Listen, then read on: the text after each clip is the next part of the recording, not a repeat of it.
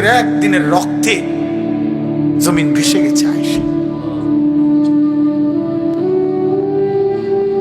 তাইলে কষ্ট করছেন আম্বিয়ায়ে কেরাম, আল্লাহ তাদের পরীক্ষা নিছেন, আমাদেরও পরীক্ষা নিচ্ছেন। আল্লাহ আমাদেরকে বুঝ দান করেন। আম হাসিবাল্লাযীনা ইয়ামালুনা আস-সাইয়্যাত আন ইয়াসবিকুনা, আল্লাহ বলেন যারা যারা গুনাহ করছে আমার বান্দা তারা কি ভেবেছে যে তারা আমি আল্লাহকে ডিঙ্গায় ফেলবে? আন ইয়াসবিকুনা, আমাকে অতিক্রম করে ফেলবা বান্দা, এই ভেবেছো? আমার থেকে আড়াল করে ফেলবা, আমারে লুকায় ফেলবা, আমারে ধমক দিয়ে সরাই দিবা, আমি আল্লাহকে ডিঙ্গায় ফেলবা? সাআ মা ইয়াহকুমুন, আল্লাহ বলে যদি এটা ভেবে থাকো ভুল সিদ্ধান্ত নিয়েছো।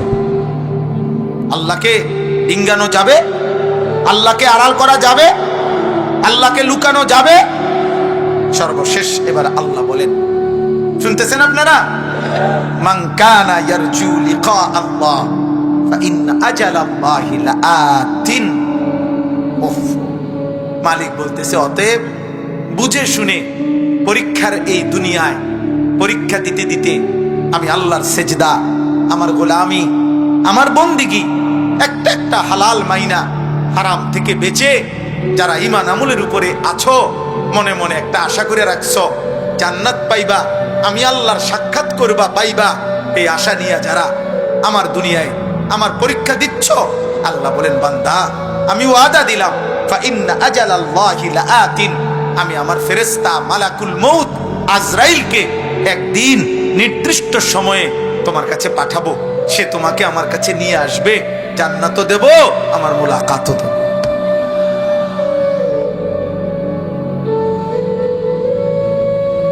সেদিন তোমার দিল ঠান্ডা হয়ে যাবে, সেদিন তোমার চোখ ঠান্ডা হয়ে যাবে। ফালা তা'লামু নাফসুম মা উখফিয়া লাহুম মিন কুররাতি আ'ইন, আমি আল্লাহ তোমার চোখ ঠান্ডা করে দেব, দিল ঠান্ডা করে দেব। লাহুম মা ইয়াশাউনা ফিহা ওয়া লাদাইনা মাজিদ, আল্লাহ বলে জান্নাতি বান্দা তুমি যা চাইবা আমি তাও দেব, তোমার চাওয়া শেষ হলে আমি নিজের থেকে আরো কোটি কোটি দেব। তুমি চাইবাই কয়টা জানোই কয়টা? তুমি ফলের নাম বলবা নলে 20টা, আমি মালিকের কাছে আছে কোটি কোটি। তুমি ফুলের নাম বলবা নয়তো 30টা, আমি মালিকের কাছে আছে কোটি কোটি। অতএব আজকে এই রাত গভীরে প্রিয় কিশোর, প্রিয় যুবক, প্রিয় বাবা, আমার বাপ ভাই, অনেক শ্রদ্ধেয় উলামায়ে কেরাম আছেন, তালেবে ইলম আছেন, অনেক ইমাম সাহেবগণ আছেন, সবাই মিলে আমরা দিল থেকে হুজুর, পাবলিক, ইমানদার, আমরা সবাই নিয়ত করি আমরা আখিরাতের প্রস্তুতি নেব ইনশাআল্লাহ। আমরা বিগত জীবনের জন্য আফসোস করি, তওবা করি, পেছনের ভুল হয়েছে মালিক আপনি মাফ করে দেন। আপনি আমার কিশোর যুবক ছেলেরা, তোমাদের কাছে আমার অনুরোধ, আব্বা আব্বা নারী দেখে দেখে, ছবি দেখে দেখে, উলঙ্গ দৃশ্য দেখতে দেখতে মোবাইলের অস্থিরতায় ডুবে একটা সেজদা নাই, নামাজ নাই, বন্দিগি নাই, চুল চেহারা কাফের মুশরিকদের মতো বানাইয়া হাত জোর করে বলি আব্বা এমন মরা মইরো না, এই গুনাহ করতে করতে মরে যাইও না, একদিন তোমার মৃত্যু হবে, আমারও হবে, মরলে এমন মরা মইরো। 33 বছরের এক ইমানদার যুবক, এই যুবক আল্লাহর প্রতি যার পূর্ণ ঈমান ছিল, আমার প্রিয় ভাই, আমার কলিজার টুকরা ভাই শহীদ শরীফ উসমান হাদি রাহমাতুল্লাহি আলাইহি, এই ইমানদার যুবক সে 5 ওয়াক্ত নামাজ পড়তো, সে ফজরের নামাজ জামাতে পড়তো, ফজরের নামাজের জন্য বন্ধুদেরকে উঠাইতো, ফজরের নামাজ পড়ে তারা নির্বাচনী এলাকায় নির্বাচনী প্রচারণা করত, আল্লাহর কোরআনের হাফেজ ছিল, তার বাবা আলেম ছিলেন, তার ভাই আলেম, তার মা পর্দানশীল, তার স্ত্রী পর্দানশীল, সে নিজে মাদ্রাসার ছাত্র ছিল, 5 ওয়াক্ত নামাজ সে পড়তো, রাসূলুল্লাহর হাদিস সুন্দর বিশুদ্ধ উচ্চারণ করে পড়তো, হুজুররা যেমনে দোয়া মুনাজাত করে এরকম বিশুদ্ধ আরবি বলে বলে দোয়া মুনাজাত করতে পারতো। আবার সাথে সাথে তার কলিজার ভিতরে দেশ প্রেম, আজাদি ছিল, সে একাই বলেছিল যে একাই আমার প্রতি ইঞ্চি জমিন, মাতৃভূমির প্রতি ইঞ্চি সীমান্ত কাটা তার আমার স্বাধীনতা, সার্বভৌমত্ব, আজাদির এক অংশ মাটি আমি কাউকে নিতে দেব না। এটা সে বলেছিল ভারতীয় বেঈমানদের বিরুদ্ধে, ভারতীয় আধিপত্যবাদের বিরুদ্ধে। এই যুবক একাই কথা বলেছিল। সে বলেছিল আমি হাদিকে থামানো যাবে না, আমারে থামাইতে হলে গুলি করতে হবে, আমারে পৃথিবীর থেকে সরাই দিতে হবে, নয়তো আমি আমার মাতৃভূমির আজাদির কথা বলেই যাব। আল্লাহ পাক, এই যুবক শুনো, সে বলেছিল এবার আমি প্রথমবার দাঁড়াইছি, আমি যদি জীবনের প্রথম নির্বাচনে 500টা ভোট পাই তাইলেও আমি নিজেকে ভাগ্যবান মনে করব, কারণ এটা আমার প্রথমবার দাঁড়াইছি। আল্লাহ বলছে যুবক, আমি তোর ফজরের সেজদা নিলাম, 5 ওয়াক্ত নামাজ কবুল করলাম, আমি তোর ইমানের বরকতে, তোর সেজদার বরকতে মাত্র 500 মানুষের ভোট চাইছিলা তুমি যুবক। আর শাজিমের মালিক আল্লাহ বলে না যুবক, 18 কোটি মানুষের ভালোবাসা, চোখের পানি, কত হাফেজ, আলেম, মুফতি, মুহাদ্দিস, পীর, বুজুর্গ, আউলিয়া, 90 বছরের বুড়া, 4 বছরের বাচ্চা, তালেবে এলেম, সবার চোখের পানি, সবার ভালোবাসা। আল্লাহ বলে যুবক তোকে আমি দিয়ে দিলাম, যা। হ্যাঁ হ্যাঁ, এই জন্য মুসলমানের যুবক, মরিলে এমন মরাই মইরো, বাঁচলে এমন বাঁচাই বাইচো। এই পৃথিবীর ইতিহাসে 3 জন উসমানের নাম পৃথিবীর ইতিহাসে সোনার অক্ষরে, স্বর্ণের অক্ষরে লেখা হলো। 1 উসমান ইবনে আফফান, ইসলামের 3য় খলিফা। 2 উসমান গাজী, 650 বৎসর এই পৃথিবীতে উসমানী খেলাফত, মুসলমানদের খেলাফত ছিল।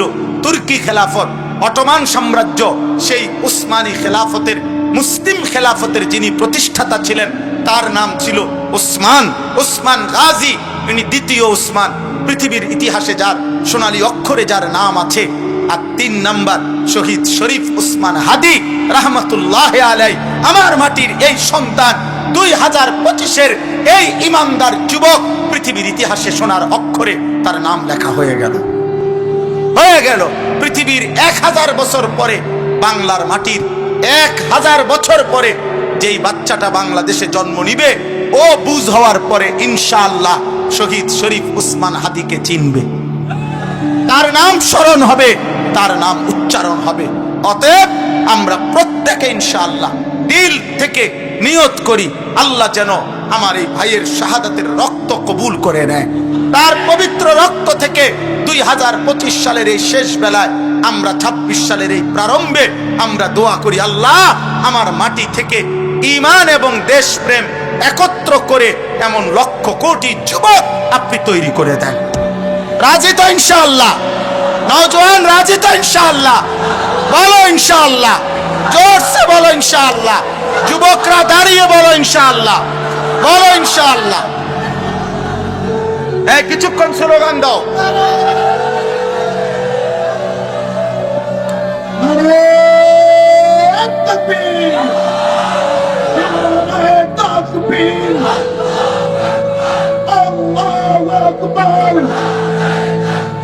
দিন ইসলাম, দিন ইসলাম,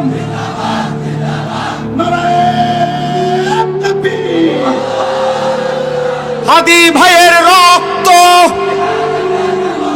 হাদি ভাইয়ের রক্ত বৃথা যেতে দেব না। তুমি কে আমি কে, তুমি কে আমি কে, তুমি কে আমি কে, দিল্লি না ঢাকা, দিল্লি না ঢাকা, গোলামি না আজাদি, গোলামি না আজাদি। ইনশাআল্লাহ আল্লাহ কবুল করেন। নতুন বছরকে আমরা রবের স্লোগান দিয়ে বরণ করলাম ইনশাআল্লাহ।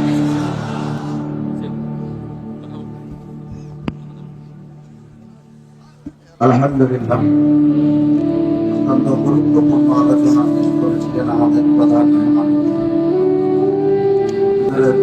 মোনাজাতের